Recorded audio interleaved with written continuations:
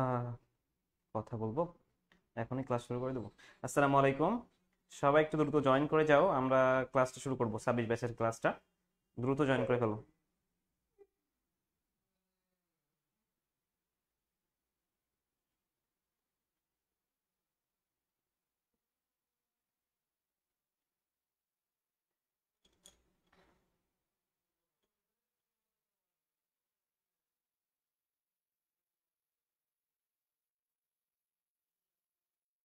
মোর্শেদ ভাই,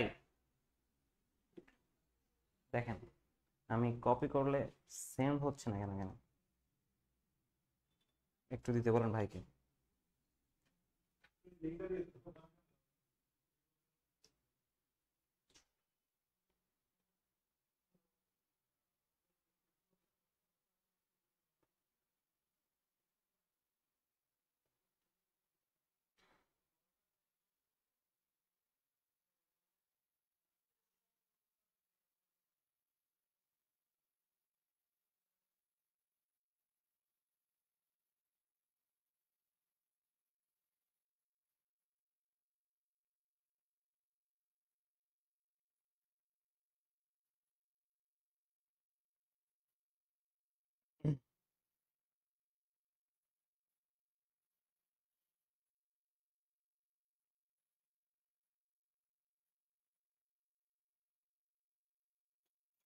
আসসালামু আলাইকুম। আমাকে একটু ঠিকঠাক শুনতে পাচ্ছ কিনা একটু জানিও, যে ঠিকঠাক শোনা যাচ্ছে কিনা। আর তোমরা একটু দ্রুত জয়েন করে ফেলো, যেহেতু এইচএসসি 26 ব্যাচের ক্লাস। তো যারা এখন কলেজ লাইফ শুরু হচ্ছে তাদেরই ক্লাস। তো সুতরাং তোমরা একটু জয়েন করো এবং তোমাদের পরিচিত বন্ধুকে একটু মেনশন করবা, যারা পরিচিত তোমাদের আছে, যুক্তিবিদ্যা যাদের আছে। আর দ্বিতীয় কথা হচ্ছে, যারা তোমার সিনিয়র ভাইরা আছে এখানে, তারা একটু তোমাদের জুনিয়র যারা আছে তাদেরকে একটু মেনশন করে দিবে কষ্ট করে।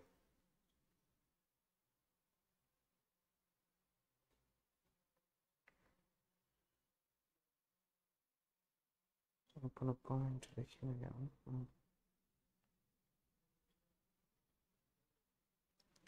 ওকে, দেখো আমরা যেটা বলতে চাচ্ছিলাম, আমি একটু ফার্স্টে কথা বলি। সেটা হচ্ছে আমাদের অনেকে মানে সাবজেক্ট যে নিবে কলেজে ভর্তি হয়, সেক্ষেত্রে অনেক বিষয় ভুল করে। অনেকে ভাবে যুক্তিবিদ্যা খুবই কঠিন, এটা নিলে বুঝবে কিনা, বা এটা তারা তাদের জন্য ভালো হবে কিনা, নিয়ে কি করবে। অনেকে রিভিউ থাকে যে কঠিন যুক্তিবিদ্যা। আসলে যুক্তিবিদ্যা কিন্তু কঠিন না। আর্টসের যারা আমরা আর্টসের স্টুডেন্ট, তাদের ক্ষেত্রে যদি বলি, সেক্ষেত্রে হচ্ছে আর্টসের স্টুডেন্টদের ক্ষেত্রে একটু মনে করো সহজ সাবজেক্ট নিতে চাই, সবগুলো কিন্তু পড়তে হয়, মানে নিয়ম কেন্দ্রিকের বিষয়টা তো আছে। বাট এখানে যুক্তিবিদ্যা পড়লে আমাদের যেটা হবে, সেটা হচ্ছে এখানে তোমার সবই নিয়ম এবং কম লেখা লাগবে, ঠিক আছে? তুমি যুক্তিবিদ্যা কেন নিবা যদি এইটাতে বলি, যারা একটু মানে যার মেন্টাল এটা মানে ভালো, যার আইকিউ লেভেল ভালো, যে একটা বিষয় বুঝো, সহজ বিষয় সহজেই বুঝতে পারো, তার জন্য আসলে যুক্তিবিদ্যা তাকে নেওয়া আসলে তার জন্য বেশি মানাচ্ছে। মানে তুমি যুক্তিবিদ্যা নিলে তুমি খুব সহজে মার্কস গুলো ক্যারি করতে পারবা। অল্প পড়া, এত বেশি পড়া না। তুমি চাইলে আমাদের যারা ক্লাসগুলো পড়ছে, আমি যাদের পড়াইছি, এই যে জাস্ট গত মানে গত হয়ে গেছে পরীক্ষাটা, আসলে অটো পাস দিয়ে ফেলছে। যে 26 ব্যাচের তোমরা যারা, তারা 24 ব্যাচের যেসব ভাইরা পরীক্ষাটা দিছে, তাদের একটু শুনবা, যারা ক্লাসগুলো নিছিলাম। অনেকে রিভিউ ওটা দেখে নিবা, মানে ওরা যুক্তিবিদ্যাকে কঠিন ভাবছিল, পরে কয়েকটা ক্লাস পড়ে বা কয়েকটা বিষয় পড়ে কিন্তু ওদের কাছে খুব সহজ হয়ে গেছে। আহামরি কঠিন কিন্তু বিষয়টা না, মানে সহজেই তোমরা করতে পারবা।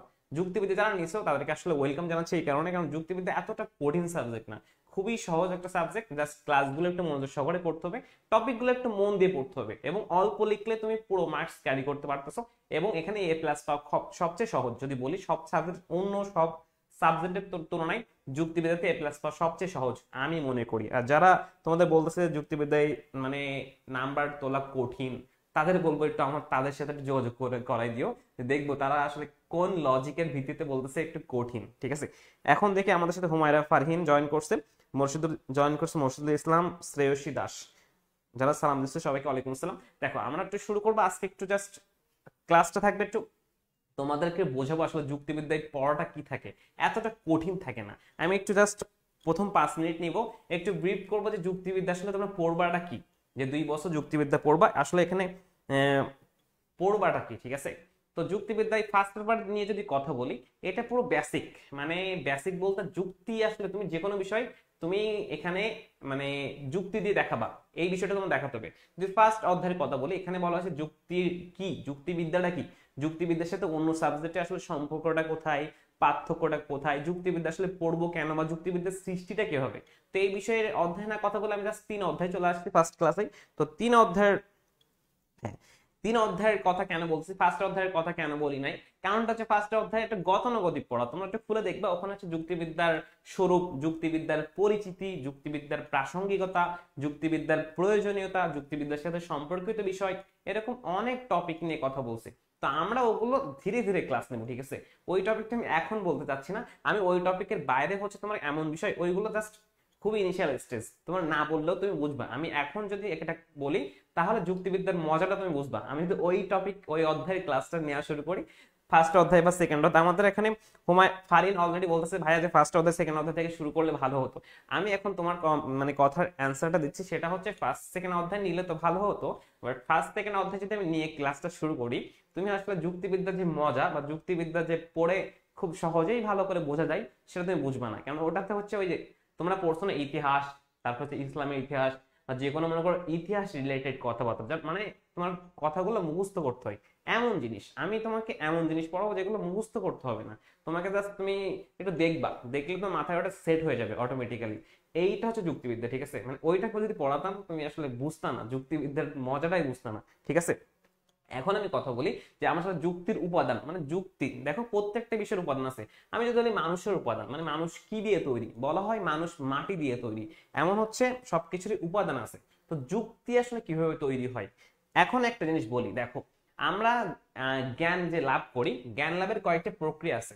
জ্ঞান লাভের প্রক্রিয়া হচ্ছে দুই ভাবে করতে পারি আমরা জ্ঞান লাভ, মানে আমরা শিখি যে এটা দুই ভাবে, একটা হচ্ছে তুমি প্রত্যক্ষ ভাবে জ্ঞান নিবা, আর একটা হচ্ছে পরোক্ষ। প্রত্যক্ষ বলতে হচ্ছে সামনাসামনি, ফেস টু ফেস, সামনাসামনি যে জ্ঞানটা নিয়ে আমরা মনে করো উপস্থিত থেকে যে জ্ঞানটা নিই, নিজে একদম পার্সোনালি, একদমই শারীরিক ভাবে, ফিজিক্যালি আমরা যেখানে উপস্থিত থেকে ক্লাসটা করব বা শিখবো, সেটা হচ্ছে আমাদের প্রত্যক্ষ জ্ঞান, ঠিক আছে। আর পরোক্ষ জ্ঞান হচ্ছে আমি মনে করো সামনাসামনি প্রেজেন্ট সেখানে নাই, এখানে আমি কোনো একটা তৃতীয় পার্সন থেকে আমি শুনতেছি, বা মানে অন্য কোনো মাধ্যমের মাধ্যমে আমি সেই তথ্যটা বা সেই জ্ঞানটা নিচ্ছি, তখন সেটা হবে আমাদের কি, তখন সেটা হবে আমাদের পরোক্ষ জ্ঞান, ঠিক আছে, বা পরোক্ষ মাধ্যম। তো এখন যদি আমি বলি যে প্রত্যক্ষর বিষয়টা তো বুঝলাম আর পরোক্ষর বিষয়টা বুঝলাম আমরা, তো অনুমান যে আমরা করবো বা যুক্তিতে আসবো, এই বিষয়টা আমরা বলি আসলে যুক্তিবিদ্যাটা কি, বা যুক্তিটা আসলে কি। বিদ্যা তো আমরা বুঝি যে কোনো বিষয়ের বিদ্যা, ঠিক আছে। এখন যুক্তিটা কি যদি আমরা বলি, দেখো যুক্তি মানে আমরা বুঝতেছি লজিক দেখাতে হবে, তুমি যে কথাটা দিচ্ছ তার কথার সাথে তোমার এই কাজের কতটা যুক্তি আছে, বা তুমি যে কোনো বিষয়ের মধ্যে পার্থক্য দেখাচ্ছ, বা যে কোনো বিষয়ের মধ্যে সম্পর্ক দেখাচ্ছ, রিলেশনটা কোথায় এটা দেখাবে তোমার, আসলে তখন দেখাতে হবে এর মধ্যে কি, এর মধ্যে তোমার হচ্ছে লজিক্যাল কোন বিষয়টা আছে, যুক্তি কোন যুক্তির কারণে এটার সাথে একটা মিল আছে, কোন যুক্তির কারণে এটার সাথে এটা আমরা পার্থক্য সৃষ্টি করতেছি, এইগুলো দেখাতে হবে। এখন যদি আমি যুক্তির বিষয়ে আসি, যুক্তি দেখো আমার যুক্তির আগে কয়েকটা বিষয় আসবে, সেটা হচ্ছে অনুমান বা অবধারণ বিষয়টা আসবে। আমি যখন মাথায় চিন্তা করি, দেখো আমরা অনেক সময় অনেক কথা চিন্তা করি, বাট সেটা হচ্ছে ভাষায় প্রকাশ করি না বা কাউকে বলি না। আমি যেগুলো বলছি একটু ভালোভাবে খেয়াল করতে হবে, না হলে তুমি কিন্তু ধরতে পারবে না। একটু খেয়াল করো, আমি আসলে যেগুলো বলতেছি এগুলো সবই তোমার বইয়ের পড়া, অধ্যায় সব পাবে। আমি তোমাকে একটু গল্পের মাধ্যমে আসলে বোঝাতে যাচ্ছি যুক্তিবিদ্যা আসলে পড়বা কেন, বা যুক্তিবিদ্যা পড়ে তুমি কি শিখবা। তো এখানে যেটা বলতে চাচ্ছি সেটা হচ্ছে আমাদের এখানে কি বলতে চাচ্ছিলাম আমরা, যে আমরা যেগুলো হচ্ছে বলি, ঠিক আছে। মনে করো আমি অনেক বিষয় ভাবি, তুমি একটা জিনিস ভাবো, তুমি এমন অনেক বিষয় ভাববো বা মাথায় তোমার আসে, বাট তুমি কিন্তু তার অল্প অংশ প্রকাশ করো। আমরা অনেক বিষয় নিয়ে ভাবি, বাট সব কিন্তু প্রকাশ করি না, এই বিষয়টা খেয়াল রাখতে হবে। অনেক বিষয় ভাবি বাট এগুলো প্রকাশ করি না, আমরা কোন বিষয়গুলো প্রকাশ করতেছি আর কোন বিষয়গুলো প্রকাশ করতেছি না এটাও কিন্তু দেখতে হবে। এখন আমি যদি তোমাদেরকে বলি যে আমাদের একটা জিনিস, সেটা হচ্ছে মনে করো আমরা যদি বলি যে আমি প্রকাশ করতেছি কি, আমি যখন কোনো বিষয়টা ভাষায় প্রকাশ করব তখন সেটা আমার যুক্তি হয়ে যাবে, তখন সেটা আমার যুক্তি বাক্য বা আমার অনুমানটা হয়ে যাবে। বাট আমি যখন একটা জিনিস দেখো, আমি যখন কোনো বিষয় মাথায় ভাবতেছি বাট কারোর সাথে শেয়ার করলাম না, তখন সেটা হবে কি, তখন সেটা হবে অনুমান এবং তার আগের স্টেজ হচ্ছে অবধারণ। অবধারণে এখন আমি কথা বলবো না, অবধারণ নিয়ে বললে তোমরা একটু মানে এলোমেলো হয়ে যাবে। আমি অনুমানে আসি। দেখো অনুমান শব্দটার সাথে আমরা সবাই জড়িত বা সবাই আমরা চিনি। অনুমানটা আসলে কি? অনুমানটা কি? অনুমান হচ্ছে আমার, মনে করো কোনো বিষয় সম্পর্কে ধারণা নিচ্ছি, ঠিক আছে, কোনো বিষয় সম্পর্কে ধারণা নিচ্ছি, এবং এই অনুমানে যদি সংজ্ঞা আকারে বলি আমি, জানা বিষয় থেকে অজানা বিষয়, জানা বিষয় থেকে অজানা বিষয়ে গমন করার যে প্রক্রিয়া সেটা হচ্ছে অনুমান। এবং আমি এটারও অন্য টপিকে বলি। দেখো অনুমানটা আমরা কখনোই, আমি সামনে যেখানে প্রেজেন্ট থাকবো মানে উপস্থিত থাকবো সেখানে আমি কখনো অনুমান করব না, কারণ সেখানে আমি প্রত্যক্ষ করতেছি, সেখানে আমি সামনাসামনি আমার রেজাল্ট পাচ্ছি। যার কারণে আমি হচ্ছে সবসময় অনুমানটা করব দুইটা কালে। আমরা জানি সাধারণত কাল তিন প্রকার, সাধারণভাবে কাল তিন প্রকার। সেটা হচ্ছে কি? আমাদের বর্তমান কাল, তারপর হচ্ছে আমাদের অতীত কাল, তারপর হচ্ছে ভবিষ্যৎ কাল। একটা জিনিস খেয়াল করবা, অনুমানটা সবসময় দুইটা কালে হবে। অনুমানটা কয়টা কালে হবে? দুইটা। একটা হচ্ছে আমাদের অতীত কালের অনুমান হবে আর ভবিষ্যৎ কালের অনুমান হবে। অতীত কালের কেন অনুমান হচ্ছে? কারণ অতীত কালে আমি ছিলাম না, তো এই বিষয় নিয়ে আমি অনুমান করতে পারি। আর ভবিষ্যৎ কালের কেন হচ্ছে? কারণ ভবিষ্যৎ কালে আমি থাকবো না, বা আমি থাকলেও হচ্ছে আমার সামনে এখন ঘটতেছে না, সুতরাং আমি জানি না সেই বিষয়ে, যার কারণে আমার ভবিষ্যৎ কালের অনুমান হবে এবং অতীত কালের হবে। বর্তমানে আমি প্রেজেন্ট থাকবো, সুতরাং বর্তমান কালের অনুমান হবে না। এখন আসি যে অনুমান থেকে আমরা যখন অনুমান মানে হচ্ছে আমি ভাষায় প্রকাশ করতেছি না, আমার হচ্ছে কি থাকবে, আমি ভাষায় যখন প্রকাশ করব না, আমার মাথায় থাকবে, আমি ভাববো, তখন সেটা অনুমান। এখন আমি যেই বিষয়টা আমি প্রকাশ করব, কারোর সাথে শেয়ার করব, আমি ভাষায় প্রকাশ করব লিখে, বা কাউকে বলতেছি মৌখিকভাবে, লিখিতভাবে বা মৌখিকভাবে যখন প্রকাশটা আমি করব, তখন সেটা হয়ে যাবে যুক্তি বা যুক্তি বাক্য, ঠিক আছে? সেটাই হয়ে যাবে যুক্তি। মানে যুক্তি হতে গেলে তোমার অনেক বিষয় তোমাকে মেনটেন করতে হচ্ছে। বিষয়গুলোকে ভাবছি আমরা কখনো, আমরা যে ব্যাকরণে পড়ছি না, বর্ণ, অনেকগুলো বর্ণ মিলে হয় শব্দ, শব্দ মিলে হয় বাক্য, বিষয়গুলো কিন্তু দেখি আমরা সেই সব। আর পদ, মানে আমরা পদ বুঝি তো, পদ, তো এইসব বিষয় আমরা পড়বো। তো আজকে আমি যেটা বলতে চাচ্ছিলাম, আসলে যুক্তিও কিভাবে গঠিত হয়, যুক্তির কি উপাদান আছে। মনে করো যুক্তি যে গঠিত হবে, এখানে আমরা বলছি যে যুক্তির উপাদান, মানে যুক্তি যে গঠিত হবে তার জন্য কিছু উপাদান লাগবে। মনে করো পানির জন্য কি উপাদান লাগে? H2O, যেটা বলি আমরা H2O, ঠিক আছে? দুই অণু হাইড্রোজেন, এক অণু হাইড্রোজেন, আর এই H এক অণু, আর O হচ্ছে দুই অণু। তাহলে এক অণু হাইড্রোজেন, দুই অণু অক্সিজেন মিলে হচ্ছে পানি। তার মানে পানির উপাদান কয়টা? দুইটা, হাইড্রোজেন এবং অক্সিজেন। এখন আমরা বলছি যুক্তির উপাদান, তাহলে যুক্তির উপাদান কয়টা পাচ্ছি? যুক্তির উপাদান অসংখ্য আছে, অসংখ্য বলতে কয়েকটা আর কি। তার মধ্যে যদি আমরা বলি যুক্তির উপাদানের ক্ষেত্রে প্রথম যদি বলি, আমাদের উদ্দেশ্য লাগতেছে, আমাদের বিধেয় লাগছে, আমাদের আশ্রয় বাক্য লাগবে, আমাদের সিদ্ধান্ত বাক্য লাগবে, আমাদের হচ্ছে এখানে পদ লাগবে, শব্দ লাগবে, এইসব বিষয় একটু মনে রাখতে হবে, ঠিক আছে? আমি আবার রিপিট করতেছি, আসলে যুক্তির যে আমাদের উপাদানের মধ্যে, তো তার মধ্যে মনে করো উদ্দেশ্য মানে সাবজেক্ট, বিধেয় মানে প্রেডিকেট। আমরা কিন্তু জানি একটা সেন্টেন্সের দুইটা অংশ, একটা হচ্ছে সাবজেক্ট যাকে আমরা উদ্দেশ্য বলি, আর প্রেডিকেট সেটা হচ্ছে বিধেয়। এই দুটো জিনিস আমি একটু একটু ক্লিয়ার করি। উদ্দেশ্য আর বিধেয় একটা বাক্যের দুইটা অংশ, মানে একটা সেন্টেন্সের দুইটা পার্ট থাকে, ঠিক আছে? বাংলা হচ্ছে আমরা বলতেছি বাক্যের দুইটা অংশ, একটা হচ্ছে সাবজেক্ট যেটাকে উদ্দেশ্য বলতেছি, আর প্রেডিকেট যাকে বাংলায় বলতেছি বিধেয়। তাহলে বাক্যের দুইটা অংশ উদ্দেশ্য এবং বিধেয়। তো উদ্দেশ্য কাকে বলবে? আমরা জানি সাবজেক্ট কাকে বলে। মনে করো আমি বলছি এখানে আমাদের তুরহামুন, ও হচ্ছে সালাম দিছে ওয়ালাইকুম আসসালাম, তো তুরহামুনের কথা বলি, বলছি তুরহামুন হয় বাচাল, মানে ও বেশি কথা বলে, ঠিক আছে? আমি জানি না আসলে, আমি অনুমান করতেছি, ঠিক আছে? তুরহামুন হয় বাচাল। তো এখানে আমি তুরহামুনের সম্পর্কে বলছি, মানে ও হচ্ছে সাবজেক্ট আমার এই বাক্যের, এবং ওর সম্পর্কে কি বলতেছি? তুরহামুন হয় বাচাল, ঠিক আছে? মানে ও বাচাল। তাহলে এখন খেয়াল করো, উদ্দেশ্য এবং বিধেয়র যদি আমরা সংজ্ঞা বলি, আমরা একটি বাক্যে যার সম্পর্কে কোনো কিছু বলি, আমি এখন তুরহামুনের কথা বলছিলাম, তো তুরহামুন হচ্ছে বাচাল। একটি বাক্যে যার সম্পর্কে কোনো কিছু বলা হবে সে হচ্ছে উদ্দেশ্য। আর বিধেয় কি? উদ্দেশ্য সম্পর্কে যা কিছু বলা হবে। আমি বলছিলাম তুরহামুন বাচাল, তো ও সম্পর্কে বলছি ও কি বাচাল, তার মানে আমার উদ্দেশ্য সম্পর্কে যা কিছু বলবো সেটা হবে আমার বিধেয়, ঠিক আছে? তোমরা কি এতটুকু বুঝছো? আমি যতটুকু আলোচনা করছি সব টপিক কি বুঝছো? যারা একটু ক্লাসে আসো একটু আমাকে কমেন্ট করবা। আসলে যুক্তিবিদ্যা আমি তোমাকে কোর কনসেপ্ট থেকে পড়াটা শেখাতে যাচ্ছি, যেন তুমি এইটা বুঝে থাকো। মানে একদমই বেসিক ক্লাস আজকে, পুরোটা তোমাকে বুঝতে হবে আসলে যুক্তিবিদ্যাটা কি, আসছে কিভাবে, ঠিক আছে? একটু কমেন্ট করবা যে ভাইয়ারা বুঝছো কিনা। আমি এতক্ষণ যে কথাগুলো বললাম এই কথাগুলো তোমরা বুঝছো কিনা, 15 মিনিট ধরে কথা বলছি, এটা এখন বুঝছো কিনা? ঠিক আছে, এটা যদি বুঝে থাকো তাহলে আমি এই বইতে যাব, এখন তোমাদের এই টপিক গুলোতে যাব। ঠিক আছে, আমাদের শ্রেয়সী দাস বলছে বুঝতে পেরেছি স্যার, থ্যাংক ইউ শ্রেয়সী। আর বাকিদের কথা বলো, তারা বুঝছো কিনা।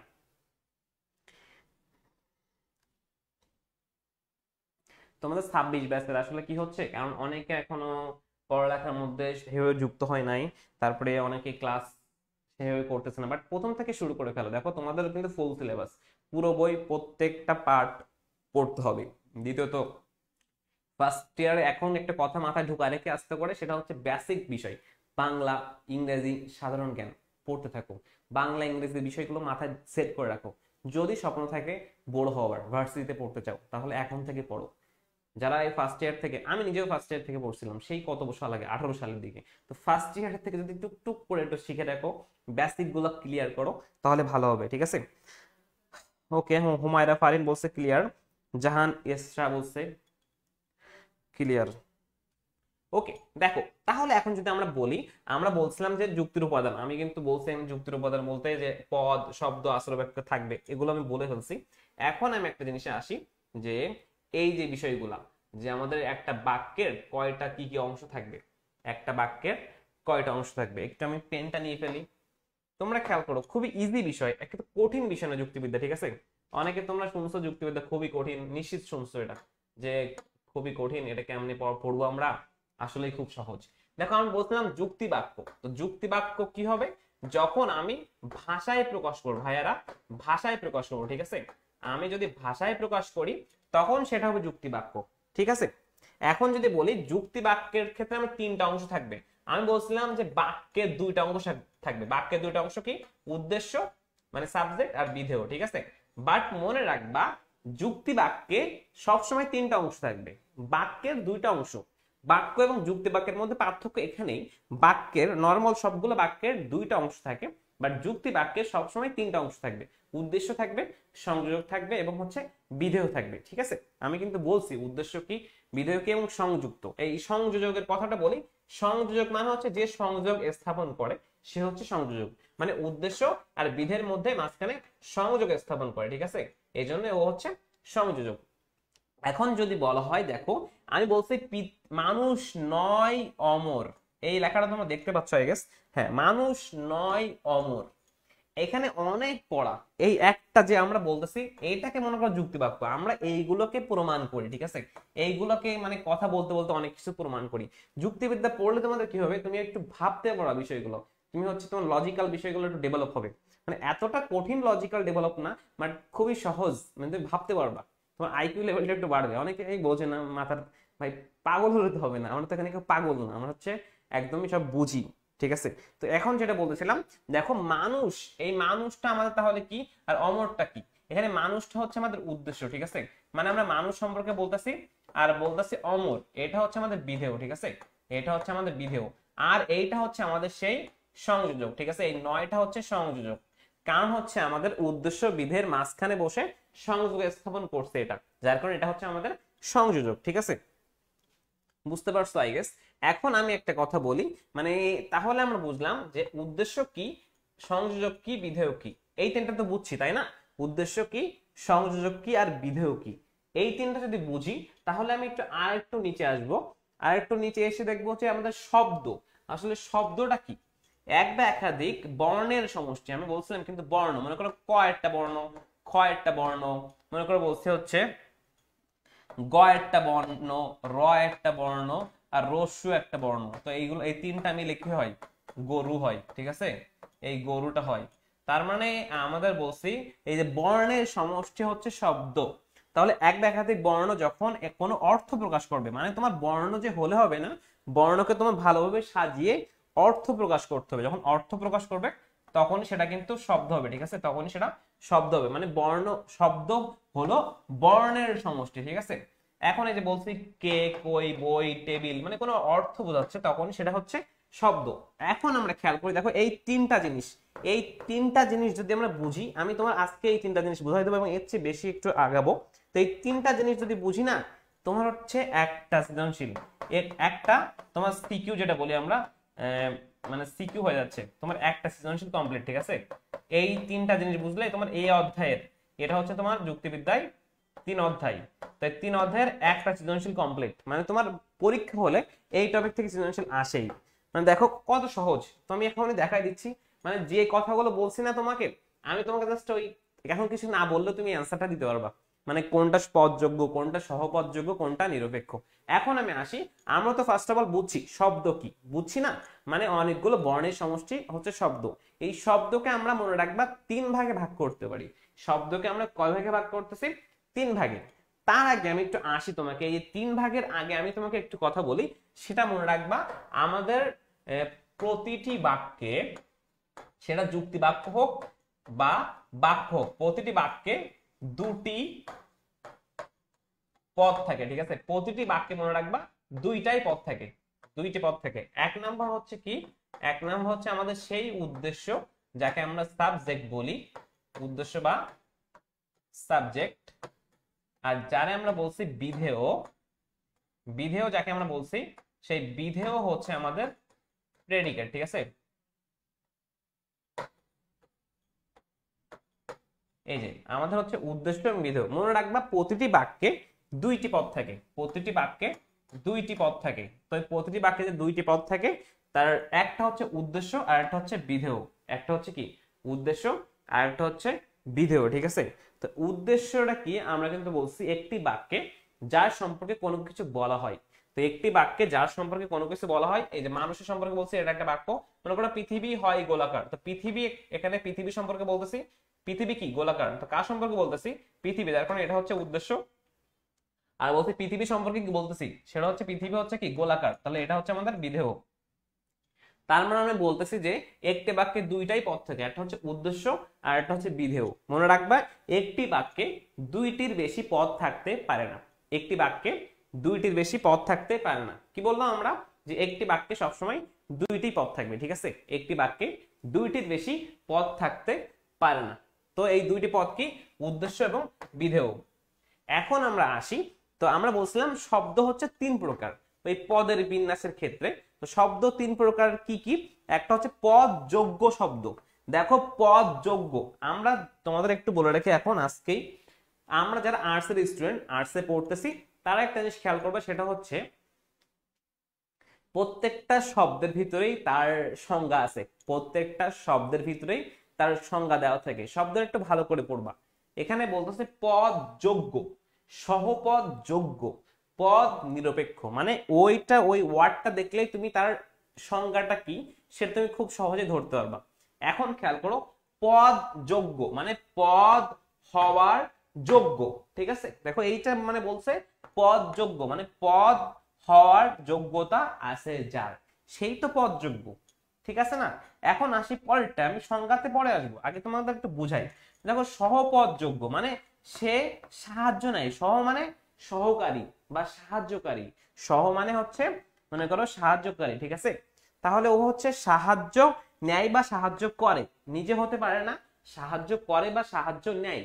আর 3 নাম্বার বলছি পদ নিরপেক্ষ। নিরপেক্ষ মানে হচ্ছে মনে করো হচ্ছে মানে মনে করো এখানে 2টা দল, একটা হচ্ছে আওয়ামী লীগ, একটা হচ্ছে বিএনপি।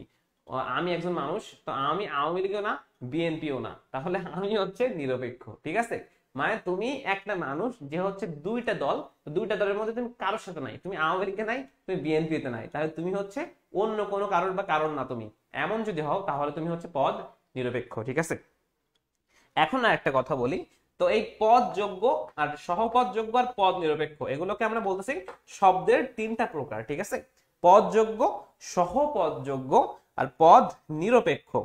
এখন একটু আমরা দেখি এইখানটাতে যে পদ যোগ্য আসলে কারা। দেখো আমি সংজ্ঞাতে পড়ে আসতেছি। পদ যোগ্য মানে হচ্ছে যার পদ হওয়ার যোগ্যতা আছে। পদ হওয়ার যোগ্যতা কার থাকবে? যে বাক্যে 2টি পদই থাকবে তারা হচ্ছে পদযোগ্য শব্দ। এবং যারা হচ্ছে যে বাক্যের যে শব্দগুলা, যে শব্দগুলা উদ্দেশ্য বা বিধেয় হওয়ার যোগ্যতা রাখে। ঠিক আছে, যে শব্দগুলা উদ্দেশ্য বা বিধেয় হওয়ার যোগ্যতা রাখে তারা হচ্ছে পদ। আমরা বলছি পদ 2 প্রকার, উদ্দেশ্য আর হচ্ছে বিধেয়। তো যারা হচ্ছে উদ্দেশ্য বিধেয় হওয়ার যোগ্যতা যারা আছে, যে শব্দের উদ্দেশ্য বা বিধেয় হওয়ার যোগ্যতা আছে তারা হচ্ছে পদযোগ্য শব্দ। এখন যদি বলি সহপদযোগ্য শব্দ, সেই সকল শব্দ যার নিজে নিজে উদ্দেশ্য বা বিধেয় হওয়ার যোগ্যতা নাই। সহপদযোগ্য শব্দ মানে সেই সকল শব্দ যার নিজে নিজে উদ্দেশ্য বা বিধেয় হওয়ার যোগ্যতা নাই, সে হচ্ছে অন্য কোনো পদযোগ্য শব্দের সাথে বসে সে তখনই সহপদযোগ্য শব্দে রূপান্তরিত হয়। আমি যদি বলি এই যে বই, বই হচ্ছে উদ্দেশ্য হতে পারে, বিধেয় হতে পারে, তার মানে বই হচ্ছে আমাদের 1 নাম্বার সহপদযোগ্য শব্দ, ঠিক আছে। এখন যদি আমি বলি এই বইয়ের সাথে আমি একটা ওয়ার্ড লাগাই দেবো বইটি, এই টিটা হচ্ছে সহপদযোগ্য, তো বইয়ের সাথে টি যুক্ত হয়ে বইটি, এটা মিলে তখন এই বইটি পুরোটাই হয়ে গেছে পদযোগ্য শব্দ। তার মানে আমি বলতে চাচ্ছি নিজে নিজে কি হতে পারে না, নিজে নিজে হতে পারে না পদ, সে হচ্ছে অন্য কোনো পদযোগ্য শব্দের সাথে বসে পদ হওয়ার যোগ্যতা অর্জন করে, তখনই সেটা হয় আমাদের পদযোগ্য থেকে সহপদযোগ্য, ঠিক আছে। আমি যদি সহপদযোগ্য মানে উদাহরণে আসি, মনে করো টা, টি, খানা, খানি, গুলো, গুলিন, এই সবগুলো হচ্ছে আমাদের দিকে বোঝাবে, ঠিক আছে, নির্দিষ্ট করে বোঝায়, এগুলো সবই হচ্ছে আমাদের সহপদযোগ্য। আর পদ নিরপেক্ষর কথা যদি বলি, পদ নিরপেক্ষ মানে হচ্ছে আমাদের বিস্ময় প্রকাশ করা যেসব শব্দ আছে না, বিস্ময় প্রকাশ করে, মনে করে বলতেছে বাহ, হুররে, আহা, মরি মরি, এরকম ওয়ার্ড গুলা, মনে করো হাই হাই, এরকম ওয়ার্ড গুলা মানে বিস্ময় প্রকাশ করতেছে, অনুজ্ঞা প্রকাশ করতেছে, এরকম গুলো সবই হবে আমাদের পদ নিরপেক্ষ। এখন একটু সংজ্ঞা প্লাস উদাহরণগুলো স্পেসিফিক ভাবে আমরা দেখি। এতক্ষণ তো আমি বললাম, এখন আমরা একটু দেখবো।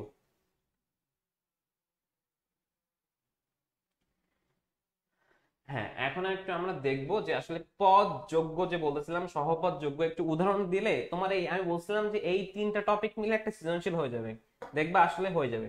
তো এখন দেখি যে যারা বই কিনছো তারা একটু দেখবা যে পদ যোগ্য এরকম উদাহরণ থাকবে, এই যে চাঁদ, ফুল, দেখবা 1 নাম্বার উদাহরণ। তারপর হচ্ছে এই টা, টি, খানা, খানি, এটা 2 নাম্বার দৃষ্টান্ত উদ্দীপকের। আর 3 নাম্বার হচ্ছে সি সি, হা হা, ওহো, মরি মরি, ওগো, ওহে, হাই হাই, এগুলো হচ্ছে 3 নাম্বার দৃষ্টান্ত। এবার চাইবে তোমার গ দাগে বা ঘ দাগে 2 নাম্বার দৃষ্টান্ত কাদেরকে কোন শব্দকে নির্দেশ করতেছে ব্যাখ্যা করো। তারপরে বললো হচ্ছে 1 নাম্বার ও 3 নাম্বার কোন ধরনের শব্দকে নির্দেশ করতেছে এবং তাদের মধ্যে পার্থক্য দেখাও বা তাদের মধ্যে সম্পর্ক দেখাও। এরকম কোশ্চেন আসবে। কোশ্চেন কিন্তু আহামরি কঠিন না ভাই, খুবই সহজ, একটু বুঝতে হবে। এখন আসি আমরা কিভাবে আমরা বুঝবো কোনটা কোন ধরনের শব্দ। পদ যোগ্য শব্দ এগুলো কিন্তু সব আসলে বাচ্চাদের পড়া, যা পড়াচ্ছে এখন টোটালি বাচ্চাদের পড়া, ভেবো না যে এত সহজ, বা সবচেয়ে বাচ্চাদের পড়া এটা, ঠিক আছে।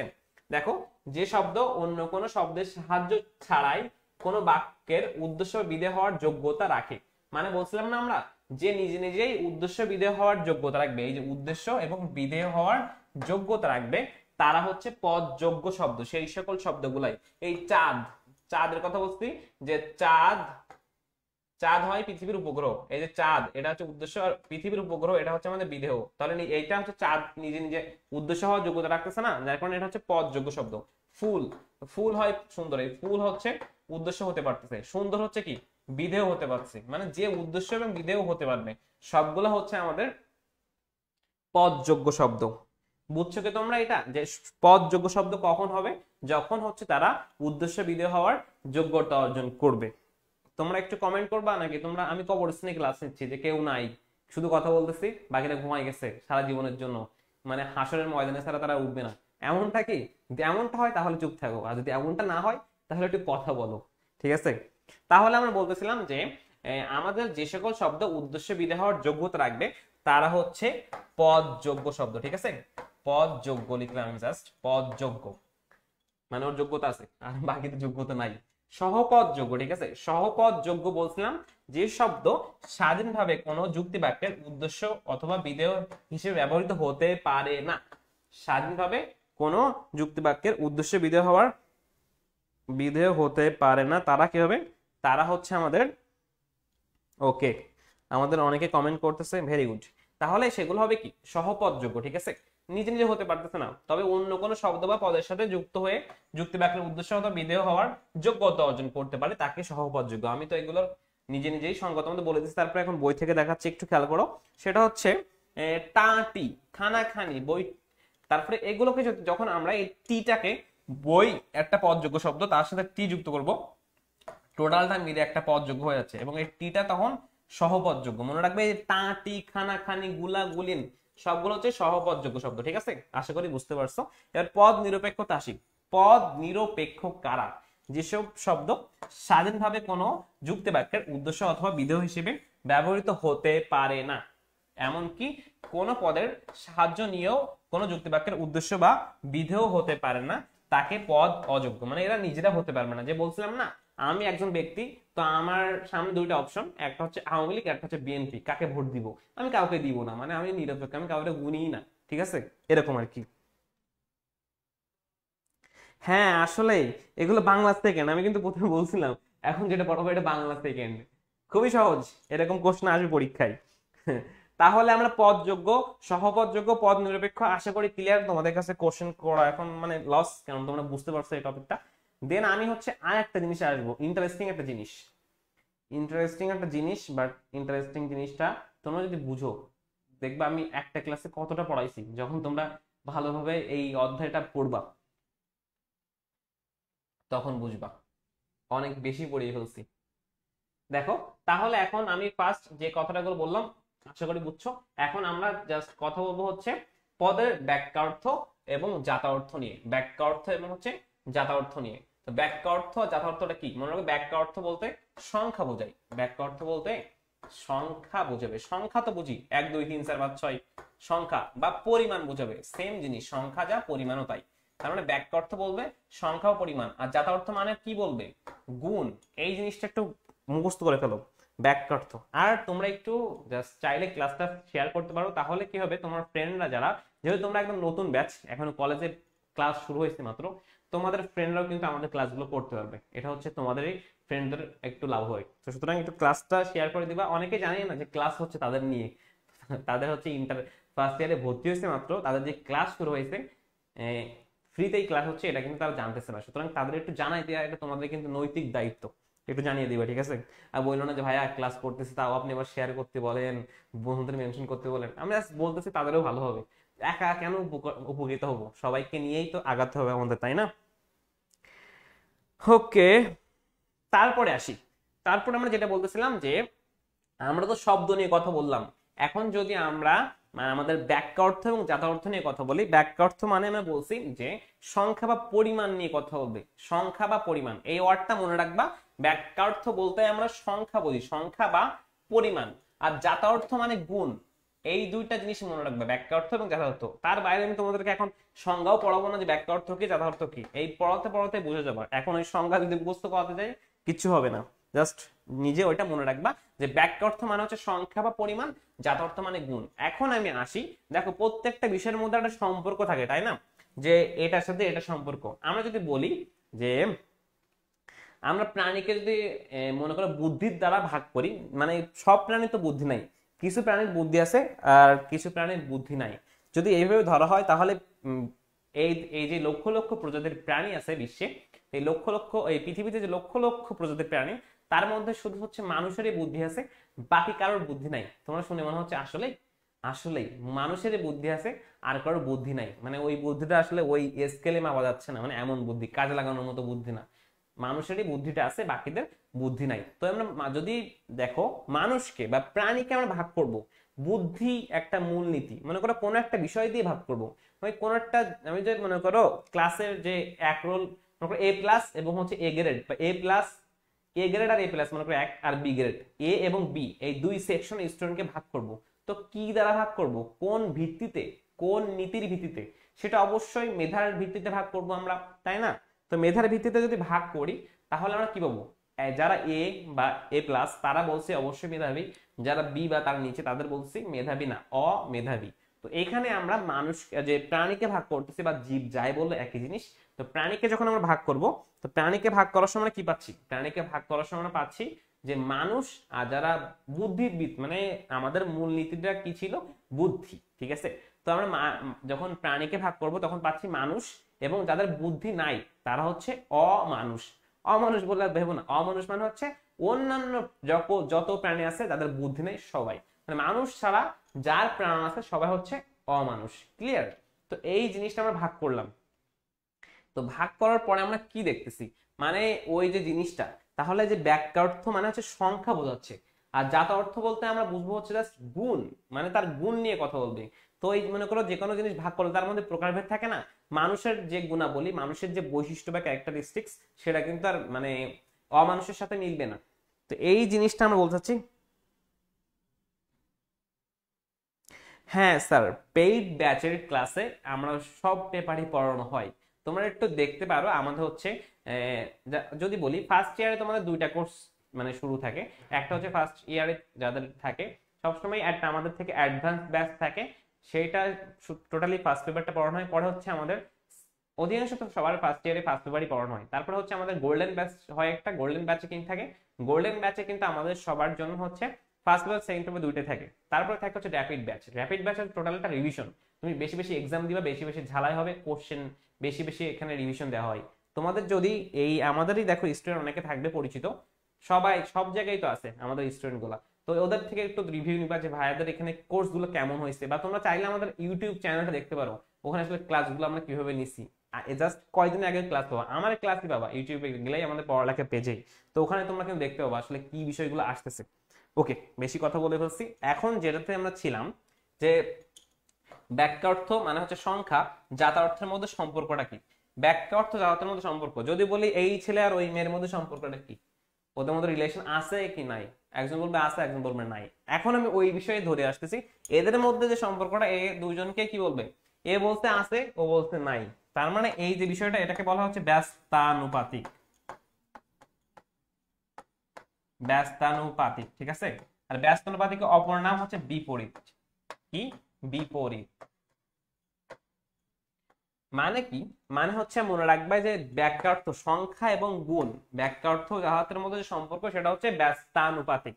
এখন এই ব্যস্তানুপাতিকের সাথে আমি একটা কথা বলি তোমাদের, সমানুপাতিক। সমানুপাতিক, ঠিক আছে। এই সমানুপাতিকটা আসলে কি? সমানুপাতিকটা হচ্ছে প্রথম জনের যদি বাড়ে, এখানে যদি বাড়ে, এক যদি বাড়ে, ঠিক আছে, আর এই দুইও কি হবে, এও বাড়বে। আর এক যদি মনে করো কমে, মানে প্রথম জন, এক বলতে আমি প্রথম জনকে বোঝাচ্ছি, আর দুই বলতে আমি দ্বিতীয় জনকে বোঝাচ্ছি, তাহলে দুই যদি, তাহলে এটাও কমবে। সমানুপাতিক মানে হচ্ছে সমান সমান হারে বাড়া বা সমান সমান হারে কমা। সমানুপাতিক মানে কি? সমান সমান হারে বাড়া আর সমান বা সমান সমান হারে কমা, ঠিক আছে। এটাকে বলি আমরা কি? এটাকেই বলি আমরা হচ্ছে সমানুপাতিক। বাট আমাদের কিন্তু এটা সমানুপাতিক সম্পর্ক না। এটা থেকে কিন্তু একটা সৃজনশীল আসবে, মনে রেখো, এটা থেকে একটা সৃজনশীল আসবে, এমসিকিউ তো অনেকগুলো আসবে। তো আমরা বলতেছি কি বাক্যার্থ এবং জাতার্থ। তোমাদেরকে আমি কিন্তু কঠিন টপিকে যাচ্ছি না, আমি তো বোঝাচ্ছি যুক্তিবিদ্যায়, তুমি আসলে পড়বাটা কি। এখনো অনেক ইন্টারেস্টিং, অনেক পড়া, যত সামনে যাবো সবকিছু ইন্টারেস্টিং পড়া। যারা এরকম ইন্টারেস্টিং পড়া পড়ছে তাদের আসলে পড়া উচিত যুক্তিবিদ্যাটা। অনেকের এখনো কলেজে সাবজেক্ট চেঞ্জ করা যাচ্ছে, সুতরাং এখনো ভেবেচিন্তে দেখো আসলে কোন সাবজেক্ট তোমার নেওয়া উচিত মনে হচ্ছে, বা তুমি পড়ে মজা পাবা, ঠিক আছে। তো সেই ক্ষেত্রে যদি বলি বাক্যার্থ এবং জাতার্থের বিষয়টা দেখো, বাক্যার্থ বলতে আমরা বুঝছি সংখ্যা, জাতার্থ বলতে আমরা বুঝছি হচ্ছে গুণ। এখন বাক্যার্থ জাতার্থের মধ্যে কি সম্পর্ক? ব্যস্তানুপাতিক। আমরা তো এর বিপরীত আরেকটা বিষয় আছে সমানুপাতিক, সেই কথাটা বললাম। সমানুপাতিক মানে হচ্ছে সমান সমান হারে বাড়া বা সমান সমান হারে কমা। সেটা হচ্ছে কি, প্রথম যদি বাড়ে পরেও বাড়বে, প্রথম যদি কমে পরেও কমবে, মানে সবসময় এই নীতি ফলো করবে সে সমানুপাতিক যারা। আর যারা হচ্ছে ব্যস্তানুপাতিক তাদের ক্ষেত্রে কি হবে? ব্যস্তানুপাতিকদের ক্ষেত্রে হবে হচ্ছে প্রথম জন যদি বাড়ে পরের জন কমবে, প্রথম জন কমলে পরের জন বাড়বে, প্রথম জন বাড়লে পরের জন কমবে, আর প্রথম জন কমলে পরের জন বাড়বে। সঙ্গীত, তোমার যুক্তিবিদ্যা নাই, তুমি যুক্তিবিদ্যা নিতে পারো চাইলে ইন্টারেস্টিং থাকলে। আর তুমি যদি পড়ো খুব সহজেই প্লাস পারো সাবজেক্ট, আমি এই কথাগুলো বলেই ফেলছি, সুতরাং নিতে পারো, বেস্ট হবে, আর গ্যারান্টি আমি দিচ্ছি। তো দেখো, বাক্যার্থ এবং জাতার্থের কথা যদি বলতেছিলাম, সেটা হচ্ছে ব্যস্তানুপাতিক, মানে হচ্ছে বিপরীত সম্পর্ক হবে, মানে এটা যদি বাড়ে অপরটা কমবে। এখন আমরা দেখি যে বাক্যার্থ জাতার্থের মধ্যে সম্পর্কটা আমরা চারটা সূত্রের মাধ্যমে দেখাচ্ছি। চারটা সূত্র বলতে পারো বা চারটা নিয়মের মাধ্যমে বলতে পারো, মানে চার ভাবে দেখাচ্ছে এক কথায় আমাদের বাক্যার্থ এবং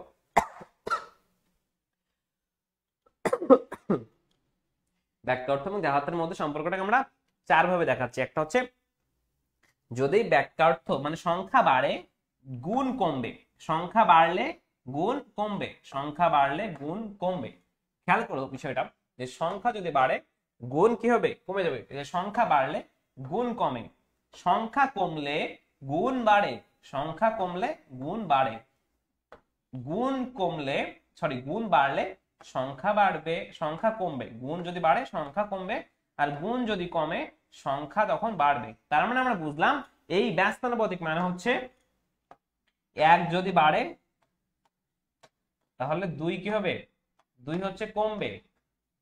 সেম ভাবে এক যদি কমে দুই তখন বাড়বে।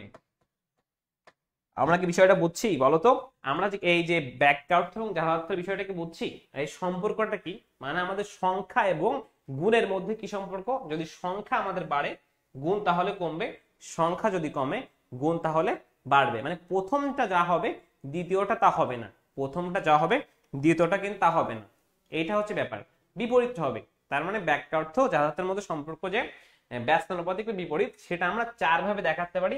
এই চার ভাবে এখন আমাদের চিত্রে দেখানো শিখতে হবে। যদি চিত্রে দেখানো শিখতে পারি তাহলে প্রত্যেকটার কিন্তু আমরা খুব সহজেই ব্যাখ্যা দিতে পারবো। এখানে চিত্রটা ইম্পর্টেন্ট, মানে এটা তো আমরা জানবো, এটা আমাদের মুখস্থ হয়ে গেছে, তো এটাকে যখন আমরা কি করব চিত্রে দেখাতে পারবো তখনই আমরা কিন্তু এই টপিকগুলো বুঝবো। এখন আমাকে বলো, তোমরা ক্লাসে অনেক কম,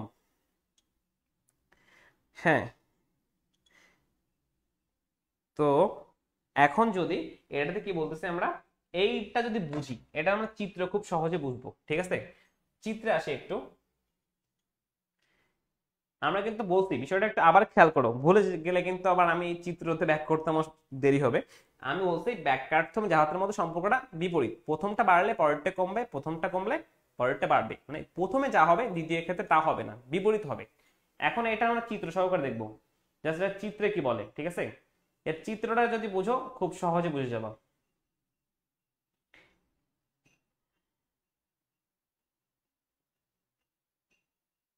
আমাদের আরো নিচে যেতে হবে, হ্যাঁ আমরা পেয়ে গেছি আমাদের সেই চিত্র।